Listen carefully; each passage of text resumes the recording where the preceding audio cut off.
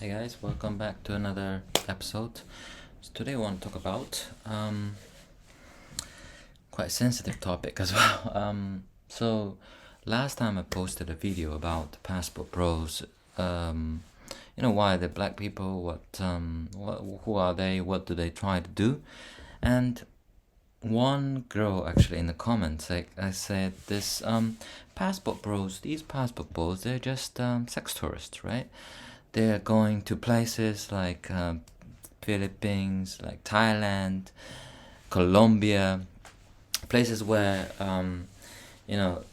there's a lot of prostitution, obviously, but also I guess their point is, they can't get a woman in America, hence they're going there to exploit the local woman there. That's the main reason I believe why they have so much hate, and there is so much hate towards these passport bros, and give me a lot of thoughts. And this is the reason why I want to make this topic today. And are these passport bros really sex tourists, or because in the face of it, a lot of these passport bros, they say that they're going overseas to find a traditional woman for a serious relationship, possibly marriage, leading to marriage. But on social media, the problem is I see that a lot of the posting, the media about with them, with a very beautiful local woman. They have the curvy body. They're going to eat fancy restaurant. They're living the high life, and this kind of contradicts a lot with you're going overseas to find a traditional wife kind of thing, right? So you see where the hypocrisy can be coming from, and why people think it's a hypocrisy. Because on the one hand, these guys are saying, people, some of the guys in my comments are saying, "Oh, we passport bros, we only want to date, go overseas and find traditional woman." And on the other hand, you have social media of of a lot of these passport bros. They're posting pictures with with sexy women.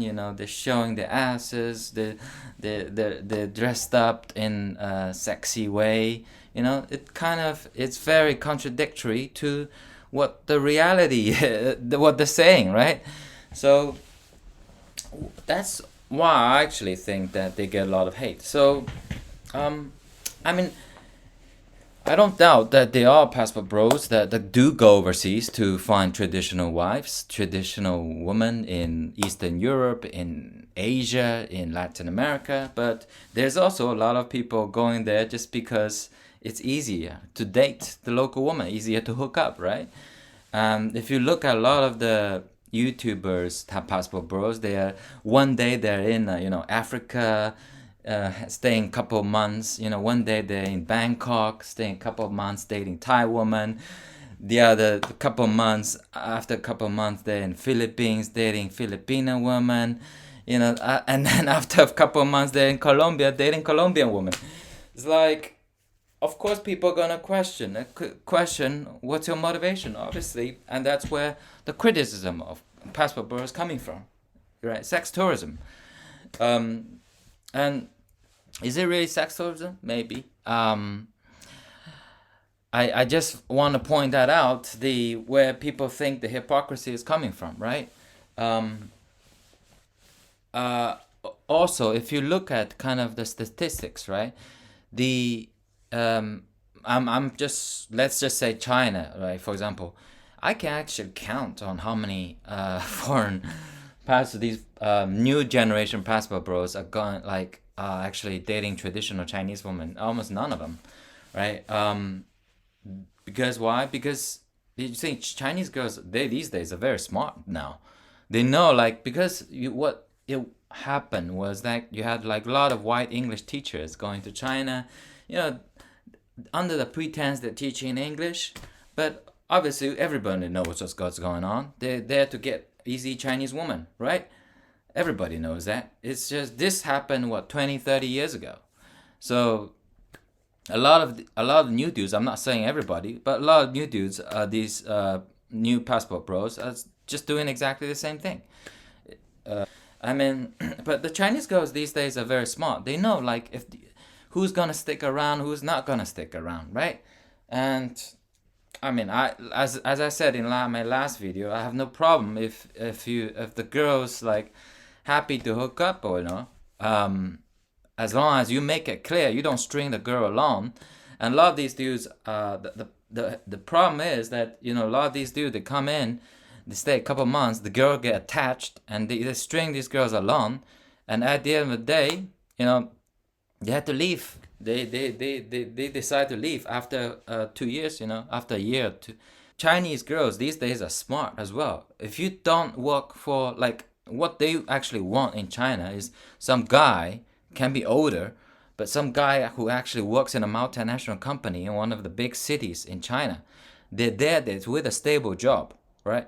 They're like what the older white dudes did like 10, 15 years ago already.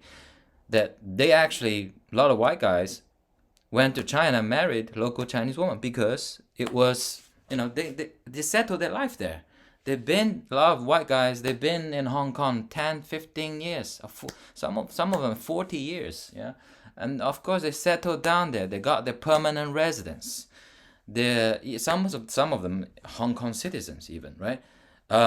Obviously that's a special case with Hong Kong because it was a colonial city, right? But these guys, they did passport bros at least in a graceful way. These girls settled with these men who actually had a family and settled down in Hong Kong. So this is what I call and they actually had a marriage, had kids, This is what I call gracefully. And lastly, what I want to say is what really is passport bros is basically, it is this. You can say sex tourism, it's, finding traditional wife, whatever. It is essentially, it's come down to this. It's really, you remember back in, 80s, right? Or back in the 70s, all the manufacturing was done in America, right? And then since China joined the WTO, companies have began to shift their manufacturing sector to China. And why is that? Because China had developed this factory capacity. There's a lot of supply chain that are already in China, and the cost of manufacturing, the cost of labor is cheaper than in America, right? That's why everything nowadays are made in China. Now, because it's more effective, more efficient. Now, same exact thing is passport bros. What it really is arbitrage, right? What exactly the manufacturing of labor to China is that people have realized that I can get the same service or product or same thing in another country, either at a lower cost or better people, more friendly dating experience, basically giving you the higher, more value, whether that's a long-term relationship or just a one-night stand or hookup or fling. It's easier, it's more convenient, it's logical decision, right? So do you call that the manufacturing of the China, of having the shift of manufacturing to China, would you call that exploitation of labor?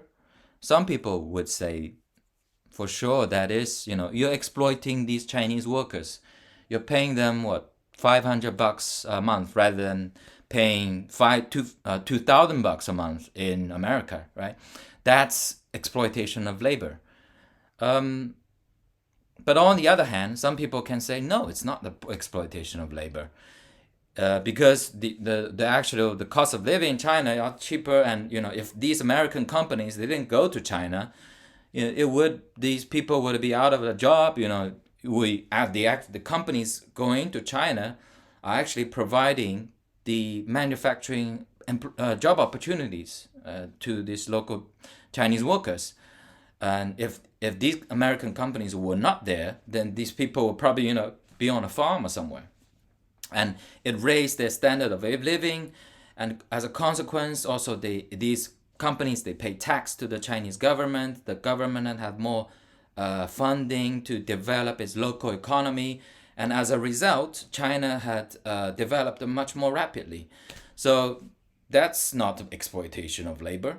It just depends on how you look at it, right? And same thing with passport bros. So a lot of people say it's exploitation. Yeah, I mean, like, it is exploitation sometimes, but it depends how you look at it. That's what it is. It's basically the same thing as companies have exploited lower cost countries. Right? Exact same thing with passport bros. So that's it. I hope you enjoy the video, and if you have any comments or something, make sure it's a good comment. If not, subscribe, and that's really important that's probably the only thing that's important for this channel. I'll talk a little bit more about this movement. I don't think it's entirely negative, but there's problems with it, and I can see why people say it's a hypocrisy, because as I just mentioned, on the one hand, people are saying, oh, I want a traditional woman, but this traditional woman, they want a traditional serious relationship, right? And and on the other hand, they're posting things like, these women, they're dressed up in a very sexy way. I mean, if you've been around the block, these women, they are not like traditional, right? A lot of these girls, they aren't that traditional. They're hook up all the time as well, just like Western women, right? So, and I explained why passport bro is really what it really is. I made an analogy to a made in China comparison, and that's what you can call it exploitation of labor of Chinese people. You can call it that, right? But why is nobody calling out on these companies? Why nobody calling out Apple for exploiting its workers in Chinese factories? And I mean, the other day there was a lot of people that walked out of a Foxconn factory in Zhengzhou, China, right? And did the American average American care about that? I don't think so. Though I think these workers, they were like maybe locked up or something. They were not allowed to leave their campus, and they were very upset. But did the average American person care about that? No, it's not. So you can't look at it just simply like that. But yeah,